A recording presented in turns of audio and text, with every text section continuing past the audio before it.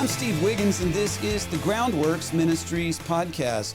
Now, today we're reading from the book of Hebrews, chapter 3. Let's focus on verses 16 through 19. For who heard and rebelled? Wasn't it really all who came out of Egypt under Moses? And with whom was he provoked for 40 years? Was it not with those who sinned, whose bodies fell in the desert? And to whom did he swear that they shall not enter his rest, if not those who disobeyed? So we see that they were unable to enter because of unbelief. Now, I love mountain biking. I love the equipment. I love being outdoors. I love flipping through mountain biking magazines. I love power bars and trail mix, stuff you take when you're mountain biking. I love the Camelback full of Gatorade. There's just one problem. I don't actually like riding the mountain bikes. Why not? Well, several years ago, my extreme friends, they all bought these mountain bikes. And so did I, right? I wanted to hang out with them. And I was really excited about joining their extreme sports culture until they took me out on a trail ride, screaming down narrow trails, inches between tree limbs and the ends of my handlebars. Well, that was no treat for me. I didn't like that. And it was maybe, I can't remember, my third fall that convinced me that my new Gary Fisher bike had just become a monument to impulse buys that was going to be on permanent display in my garage. And it's easy to get into a culture of mountain biking. You have to be really committed to be an actual mountain biker, at least at the level of my extreme friends. And in a similar way, it can be easy to get into Christian culture, but it's often difficult to live the life of a committed Christian. Oh yeah, you get the I Heart Jesus coffee mug, and you listen to the worship music, and you buy the witness wear, sweatshirts and t-shirts. I'm not talking about that kind of stuff. It's easy to do that. It's hard to actually be committed. And I'm also not talking about our salvation, which is by God's grace alone through faith in Jesus. I'm talking about living out our faith once we have received salvation.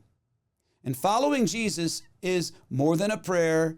It's more than signing a card. It's more than lifting a hand or walking an aisle, joining a church.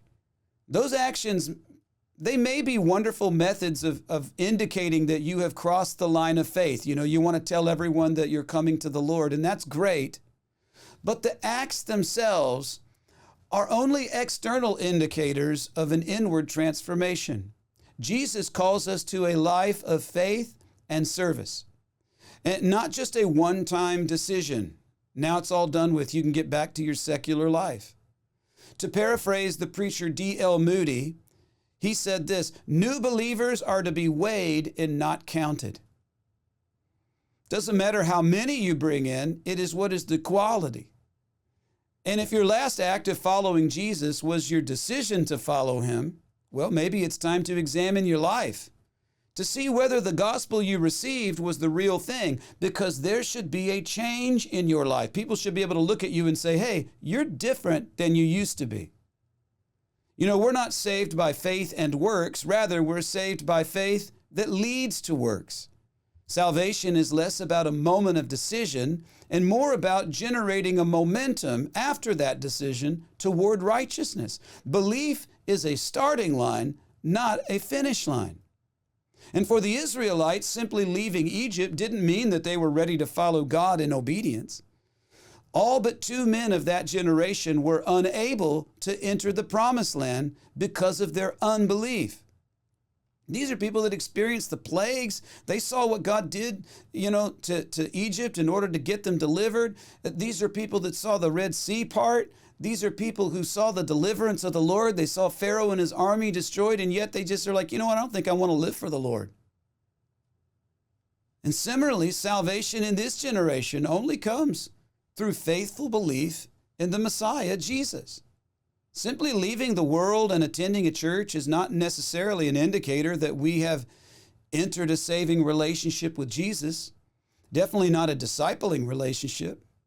It never hurts to examine our spiritual lives just to make sure that we know the difference between leaving and following.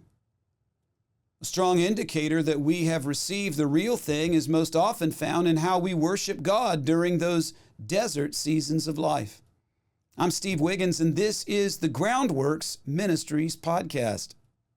Now, Groundworks Ministries operates entirely through financial donations from faithful people just like you. And yes, we need your monthly support. Donating is secure and it's easy at our website, groundworksministries.com. You know another way to help? Tell people about Groundworks Ministries. Just share what's going on with other people. Share these podcasts with friends and family. Post them on your social media. We're cool with that. And of course, you can always direct folks to our website, groundworksministries.com.